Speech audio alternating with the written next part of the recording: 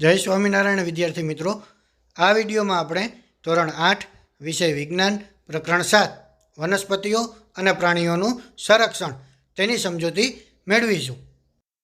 आपणे जोयुं के धोरण 7 में बुझो तेमज पहेलीए प्रोफेसर अहमद तेमज टीबू साथे जंगलनुं भ्रमण कर्युं हतुं।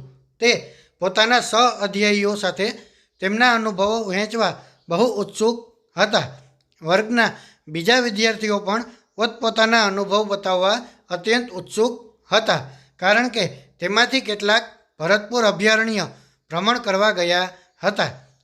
केटलाके काजीरंगा राष्ट्रीय उद्यान, लोकचाऊ वाइल्डलाइफ अभयारण्य तथा ग्रेट निकोबार बायोस्फीयर रिजर्व, वाघ संरक्षित विस्तार वगैरे विषे सांभळ्युं हतुं। हवे पहेलीने प्रश्न थाय छे के राष्ट्रीय उद्यानो, वन्यजीव अभयारण्य, जैव आरक्षित क्षेत्रों ने बनाववानो उद्देश्य शुं छे? तो पहेलीना आ प्रश्ननो उत्तर आपणे आ प्रकरणमां मेळववानो छे। हवे आपणे वन नाबूदी अने तेना कारणो विषे समजूती मेळववानी छे। आपणी पृथ्वी पर विविध प्रकारनी वनस्पतिओ तेमज प्राणीओ जोवा मळे छे। ते मानव जातिने टकी रहेवा माटे तेमज सारी रीते रहेवा माटे आवश्यक छे। आजे आ सजीवोना अस्तित्व माटे वन नाबूदी एक मोटो खतरो बनी गयो छे। वन नाबूदीनो अर्थ छे वननो नाश करीने प्राप्त जमीननो अन्य कार्यो माटे उपयोग करवो। वनमां वृक्षोनी कापणी नीचेना उद्देश्यथी करवामां आवे छे। एटले के आपणी पृथ्वी पर विविध प्रकारनी वनस्पतिओ तेमज प्राणीओ जोवा मळे छे। ते मानव जातिने टकी रहेवा माटे तेमज सारी रीते रहेवा माटे आवश्यक छे अने आजे आ सजीवोना अस्तित्व माटे वन नाबूदी एक मोटो खतरो बनी गयो छे। आ उपरांत आ पेरेग्राफमां आपणने वन नाबूदीनो अर्थ पण आपेलो छे के वननो नाश करीने प्राप्त जमीननो अन्य कार्य माटे उपयोग करवो तेने वन नाबूदी कहे छे। अने आ वन नाबूदी शा माटे करवामां आवे छे? वनमां वृक्षोनी कापणी नीचेना उद्देश्यथी करवामां आवे छे। हवे आपणे ते उद्देश्यो जोईए। तेमां पहेलो उद्देश्य आपेलो छे खेतीवाड़ी माटे जमीन प्राप्त करवी। बीजुं आपेलुं छे घर तेमज कारखानाओनुं निर्माण करवुं अने त्रीजुं आपेलुं छे फर्निचर बनाववा तथा लाकडानो बर्तण माटे उपयोग। एटले के आ त्रण कारणोसर આપણે વન નાબૂદી કરીએ છીએ। એમાંથી પહેલું છે ખેતીવાડી માટે જમીન પ્રાપ્ત કરવી, બીજું ઘર તેમજ કારખાનાઓનું નિર્માણ કરવું અને ત્રીજું છે ફર્નિચર બનાવવા તથા લાકડાનો બળતણ માટે ઉપયોગ। કુદરતી આગ તેમજ ભયંકર દુષ્કાળ પણ કેટલાક કુદરતી વન નાબૂદીના કારણો છે। એટલે કે આગળ જે આપણે ત્રણ કારણો જોયા તે કેવા હતા? તો માનવ સર્જિત હતા, પણ કુદરતી આગ તેમજ भयंकर दुष्काळ ए वन नाबूदीना कुदरती कारणों छे। तमारी यादीमां वन नाबूदीना अन्य कारणों ने नोंधो तथा तेने कुदरती तेमज मानव सर्जितमां वर्गीकृत करो। तो विद्यार्थी मित्रों, तमे पण तमारी यादीमां आवा कारणों नोंधी शको छो। तो आपणे वन नाबूदीना कारणों जोई गया। हवे आपणे वन नाबूदीना परिणामों विषे समजूती मेळववानी छे। पहेली तेमज बुझोए वन नाबूदीना कारणोना परिणामोने याद करवानो प्रयत्न कर्यो। तेमने याद छे के वन नाबूदीथी पृथ्वी पर तापमान तेमज प्रदूषणना स्तरमां वधारो थाय छे। तेनाथी वातावरणमां कार्बन डायोक्साइडना स्तरमां वधारो थाय छे। भूमिय जळनो घटाडो थाय छे। तेनाथी ख्याल आवे छे के वन नाबूदीथी प्राकृतिक संतुलन पर पण प्रभाव पड़े छे। एटले के पहेली अने बुझो छे तेमणे वन नाबूदीना कारणों परथी परिणामोने याद करवानो प्रयत्न कर्यो। तेमने याद छे के वन नाबूदीथी पृथ्वी पर तापमान तेमज प्रदूषणना स्तरमां वधारो थाय छे। तेनाथी वातावरणमां कार्बन डायोक्साइडना स्तरमां पण वधारो थाय छे अने भूमिय जळनो घटाडो थाय छे। तेनाथी ख्याल आवे छे के वन नाबूदीथी प्राकृतिक संतुलन पर पण प्रभाव पड़े छे। हवे प्रोफेसर अहमदे तेमने बताव्युं के जो वृक्षोनी आ प्रकारे कापणी चालती रही तो वरसाद तेमज भूमिनी फळद्रुपतामां घटाडो थाय छे। तेनाथी वधु प्रमाणमां पूर तेमज दुष्काळ जेवी कुदरती आफतोनी संभावना वधी जाय छे। એટલે કે પ્રોફેસર અહેમદે તેમને બતાવ્યું કે જો વૃક્ષોની આ પ્રકારે કાપણી ચાલતી રહી તો વરસાદ તેમજ ભૂમિની ફળદ્રુપતામાં ઘટાડો થાય છે અને તેનાથી વધુ પ્રમાણમાં પૂર તેમજ દુષ્કાળ જેવી કુદરતી આફતોની સંભાવના વધી જાય છે.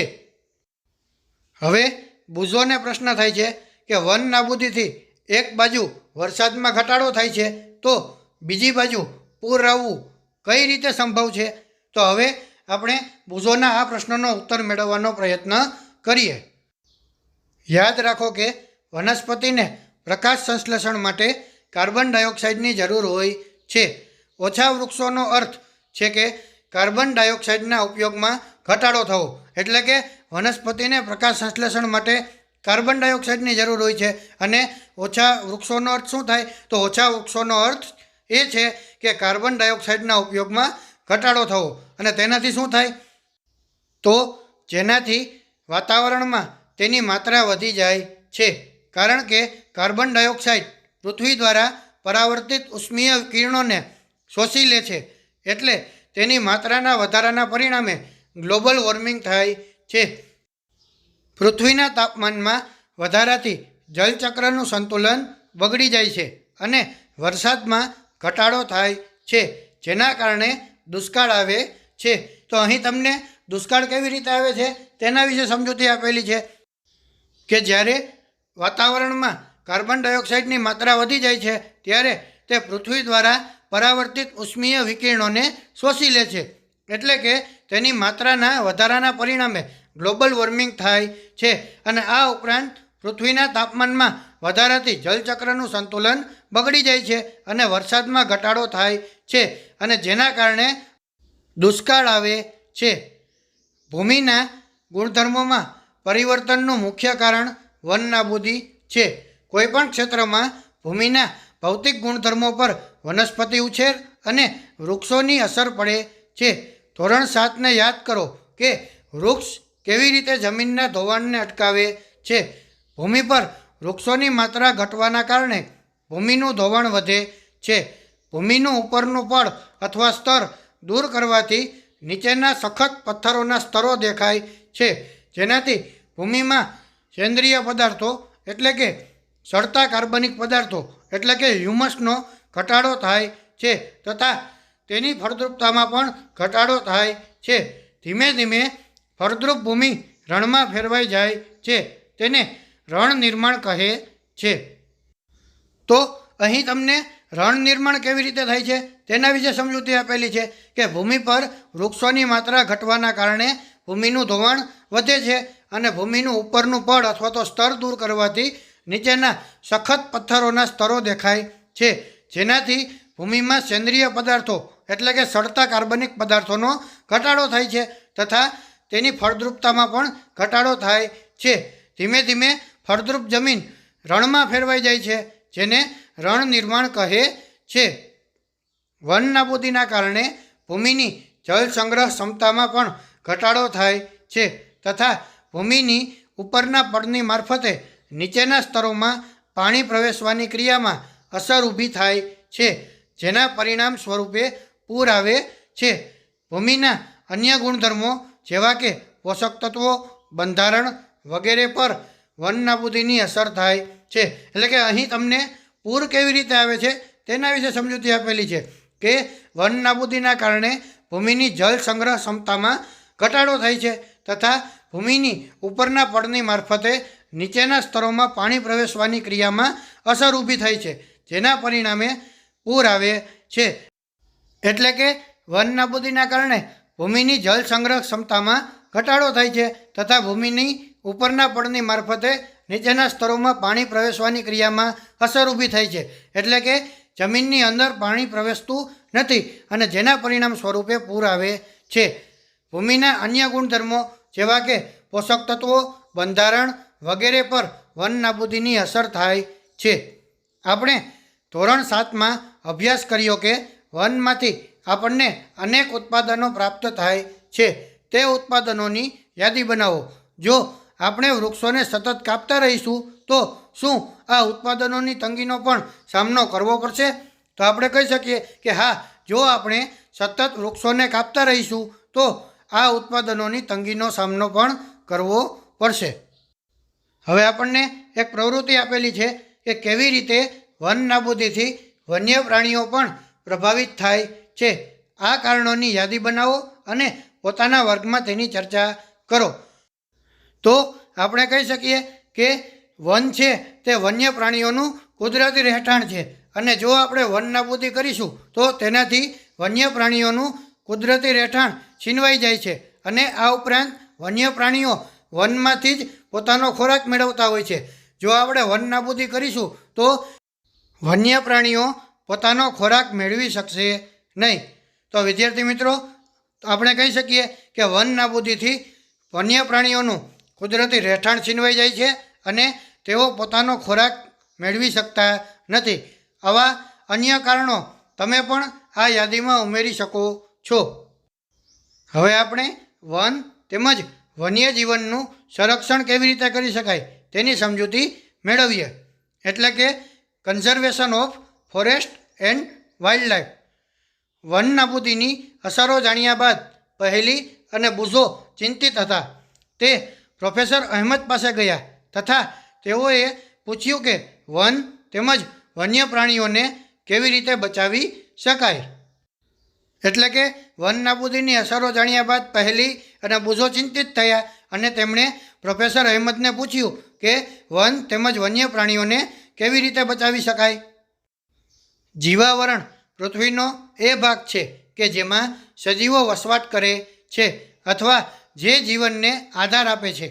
જૈવ વિવિધતાનો અર્થ છે કે પૃથ્વી પર જોવા મળતા વિભિન્ન સજીવો, તેઓની વચ્ચે આંતર સંબંધ અને તેઓનો પર્યાવરણ સાથેનો સંબંધ. તો અહીં આપણને જીવાવરણ અને જૈવ વિવિધતાનો અર્થ આપેલો છે. જીવાવરણ એટલે શું થાય? પૃથ્વીનો એ ભાગ કે જેમાં સજીવો વસવાટ કરે છે અથવા જે જીવનને આધાર આપે છે તેને જીવાવરણ કહે છે. અને જૈવ વિવિધતાનો અર્થ શું થાય? જૈવ વિવિધતાનો અર્થ છે કે પૃથ્વી પર જોવા મળતા વિભિન્ન સજીવો, તેઓની વચ્ચે આંતર સંબંધ અને તેઓનો પર્યાવરણ સાથેનો સંબંધ. પ્રોફેસર અહેમદે પહેલી, બુઝો તેમજ તેમના સહ અધ્યાયીઓ માટે જૈવાવરણ સુરક્ષિત ક્ષેત્રની મુલાકાત માટેનું આયોજન કર્યું. તેના માટે તેઓએ પંચમઢી જૈવાવરણ સુરક્ષિત ક્ષેત્રની પસંદગી કરી. તે જાણતા હતા કે આ ક્ષેત્રની વનસ્પતિઓ અને પ્રાણીઓ ઉપરી હિમાલયની શૃંખલાઓ તેમજ નીચાણવાળા પશ્ચિમ ઘાટ વિસ્તારના પ્રાણીઓ અને વનસ્પતિઓને સમાન છે. એટલે કે પ્રોફેસર અહેમદે પહેલી, બુઝો તેમજ તેમના સહ અધ્યાયીઓ માટે જૈવાવરણ સુરક્ષિત ક્ષેત્રની મુલાકાત માટેનું આયોજન કર્યું અને તેના માટે તેઓએ પંચમઢી જૈવાવરણ સુરક્ષિત ક્ષેત્રની પસંદગી કરી. કારણ કે તેઓ જાણતા હતા કે આ ક્ષેત્રની વનસ્પતિઓ અને પ્રાણીઓ ઉપરી હિમાલયની શૃંખલાઓ તેમજ નીચાણવાળા પશ્ચિમ ઘાટ વિસ્તારના પ્રાણીઓ અને વનસ્પતિઓને સમાન છે. પ્રોફેસર અહેમદને વિશ્વાસ હતો કે આ ક્ષેત્રની જૈવ વિવિધતા આગવી છે. તેઓએ વન કર્મચારી શ્રી માધવજીને જૈવાવરણ સંરક્ષિત ક્ષેત્રમાં વિદ્યાર્થીઓનું માર્ગ નિદર્શન કરવાનો અનુરોધ કર્યો. તેઓએ જણાવ્યું કે જૈવિક મહત્ત્વ ધરાવતા ક્ષેત્રનો સંરક્ષણ એટલે કે બચાવ એ આપણી રાષ્ટ્રીય પરંપરાનો એક ભાગ છે. એટલે કે પ્રોફેસર અહેમદને વિશ્વાસ હતો કે આ ક્ષેત્રની જૈવ વિવિધતા આગવી છે અને તેઓએ વન કર્મચારી શ્રી માધવજીને જૈવાવરણ સંરક્ષિત ક્ષેત્રમાં વિદ્યાર્થીઓનું માર્ગદર્શન કરવાનો અનુરોધ કર્યો.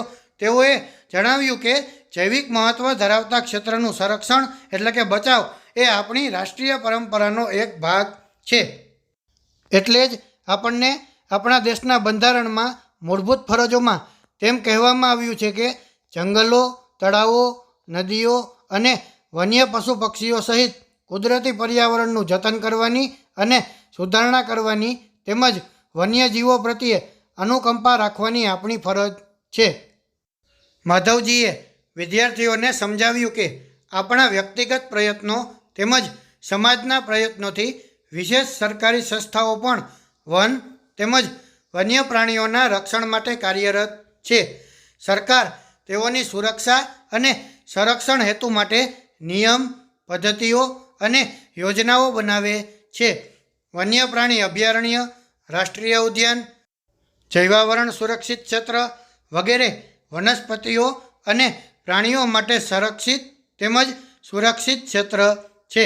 એટલે કે માધવજીએ વિદ્યાર્થીઓને સમજાવ્યું કે આપણા વ્યક્તિગત પ્રયત્નો તેમજ સમાજના પ્રયત્નોથી વિશેષ સરકારી સંસ્થાઓ પણ વન તેમજ વન્ય પ્રાણીઓના રક્ષણ માટે કાર્યરત છે. સરકાર તેઓની સુરક્ષા અને સંરક્ષણ હેતુ માટે નિયમ, પદ્ધતિઓ અને યોજનાઓ બનાવે છે. અને અહીં આપણને વનસ્પતિઓ અને પ્રાણીઓ માટેના કેટલાક સંરક્ષિત તેમજ સુરક્ષિત ક્ષેત્ર પણ આપેલા છે કે વન્ય પ્રાણી અભયારણ્ય, રાષ્ટ્રીય ઉદ્યાન, જૈવાવરણ સુરક્ષિત ક્ષેત્ર વગેરે વનસ્પતિઓ અને પ્રાણીઓ માટે સંરક્ષિત તેમજ સુરક્ષિત ક્ષેત્ર છે. વનસ્પતિઓ અને પ્રાણીઓ અને તેમના નિવાસોને સંરક્ષણ માટે તેમને સુરક્ષિત ક્ષેત્ર જાહેર કરવામાં આવેલ છે, જેને અભયારણ્ય, રાષ્ટ્રીય ઉદ્યાન અને જૈવાવરણ આરક્ષિત વિસ્તાર કહીએ છે. વૃક્ષારોપણ, ખેતી, ચરવું, વૃક્ષોની કાપણી, શિકાર, ચામડું પ્રાપ્ત કરવા માટે શિકાર વગેરે આ ક્ષેત્રોમાં પ્રતિબંધ હોય છે. એટલે કે વનસ્પતિઓ અને પ્રાણીઓ તેમજ તેમના નિવાસોને સંરક્ષણ માટે અમુક વિસ્તારોને સુરક્ષિત ક્ષેત્ર જાહેર કરવામાં આવેલા છે. અને તે કયા વિસ્તારો છે? અભયારણ્ય, રાષ્ટ્રીય ઉદ્યાન અને જૈવાવરણ આરક્ષિત વિસ્તાર. આ કેવા છે? તો તે પ્રાણીઓ અને વનસ્પતિઓ માટે સુરક્ષિત રાખવામાં આવેલા છે. અને ત્યાં વૃક્ષારોપણ, ખેતી, ચરવું, વૃક્ષોની કાપણી, શિકાર, ચામડું પ્રાપ્ત કરવા માટે શિકાર, આ બધી પ્રવૃત્તિઓની મનાઈ હોય છે, એટલે કે પ્રતિબંધ હોય છે. હવે આપણને અભયારણ્યની વ્યાખ્યા આપેલી છે. એવો વિસ્તાર જ્યાં પ્રાણીઓ તેમજ તેના નિવાસ કોઈપણ પ્રકારના ખલેલથી સુરક્ષિત હોય છે. એટલે કે એવો વિસ્તાર જ્યાં પ્રાણીઓ તેમજ તેના નિવાસ કોઈપણ પ્રકારના ખલેલથી સુરક્ષિત હોય તેવા વિસ્તારને અભયારણ્ય કહેવાય છે. ત્યારબાદ આપણને રાષ્ટ્રીય ઉદ્યાનની વ્યાખ્યા આપેલી છે કે વન્ય પ્રાણીઓ માટે આરક્ષિત ક્ષેત્ર જ્યાં તે સ્વતંત્ર રૂપે નિવાસ તેમજ પ્રાકૃતિક સંસાધનોનો ઉપયોગ કરી શકે. એટલે કે વન્ય પ્રાણીઓ માટે આરક્ષિત ક્ષેત્ર જ્યાં તે સ્વતંત્ર રૂપે નિવાસ તેમજ પ્રાકૃતિક સંસાધનોનો ઉપયોગ કરી શકે તેવા ક્ષેત્રને રાષ્ટ્રીય ઉદ્યાન કહે છે. અને છેલ્લે આપણને જૈવાવરણ આરક્ષિત વિસ્તારની વ્યાખ્યા આપેલી છે કે વન્ય સજીવો, વનસ્પતિઓ તેમજ પ્રાણીઓ અને તે વિસ્તારના આદિવાસીઓનો પારંપરિક રીતે જીવન પર્યાય હેતુ માટે વિશાળ સુરક્ષિત વિસ્તાર એટલે કે ક્ષેત્ર. એટલે કે જૈવાવરણ આરક્ષિત વિસ્તાર કોને કહેવાય?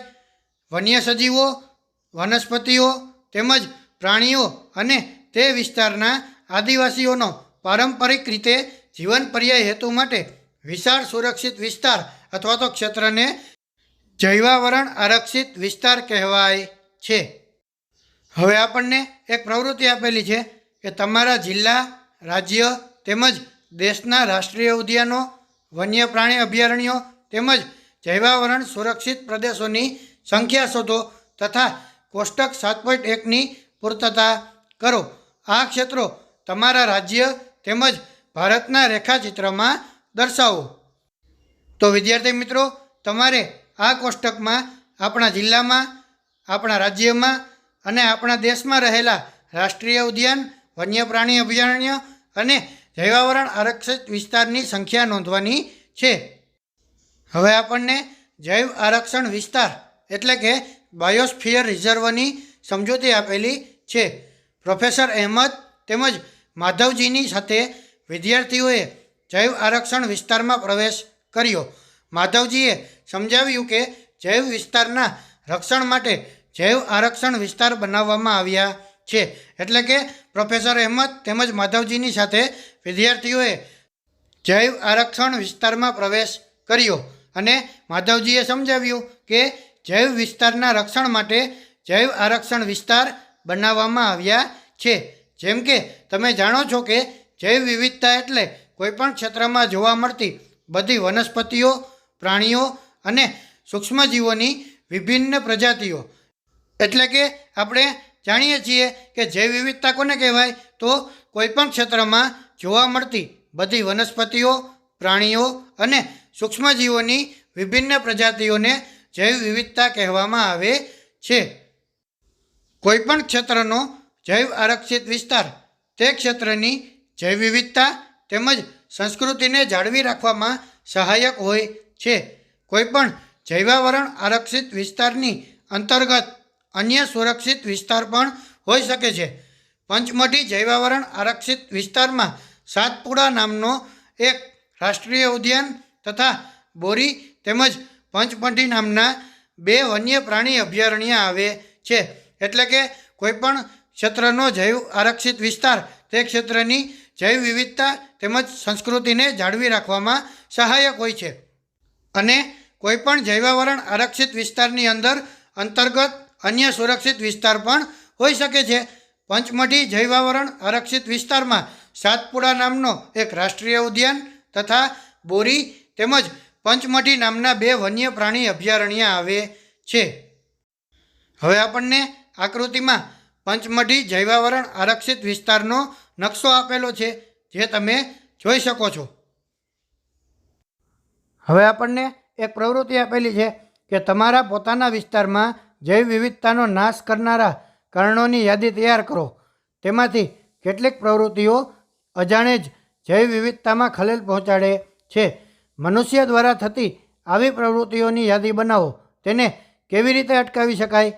તમારા વર્ગમાં તેની ચર્ચા કરો તથા તેનો સંક્ષિપ્તમાં અહેવાલ તમારી નોટબુકમાં નોંધો.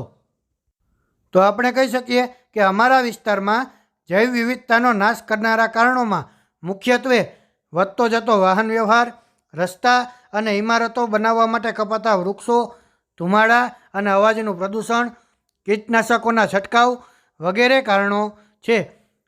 આ ઉપરાંત ઘરમાં ગરોળીનો નાશ કરવો, ઉંદર માટે રેટકીલ દવાનો ઉપયોગ કરવો, મચ્છર તેમજ વંદા અને અન્ય કીટકોના ઉપદ્રવ સામે વિવિધ કીટનાશક સ્પ્રેનો ઉપયોગ કરવો, ગાર્ડનમાં નીંદણ અને ઉધઈ વિરોધક દવાઓનો ઉપયોગ કરવો વગેરે પ્રવૃત્તિઓ અજાણે જ જૈવ વિવિધતામાં ખલેલ પહોંચાડે છે.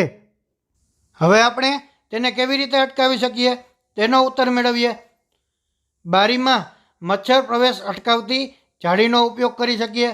ઘરમાં રસોડા અને ટોયલેટને યોગ્ય રીતે સ્વચ્છ રાખી કીટકોનો ઉપદ્રવ ઓછો કરી શકીએ.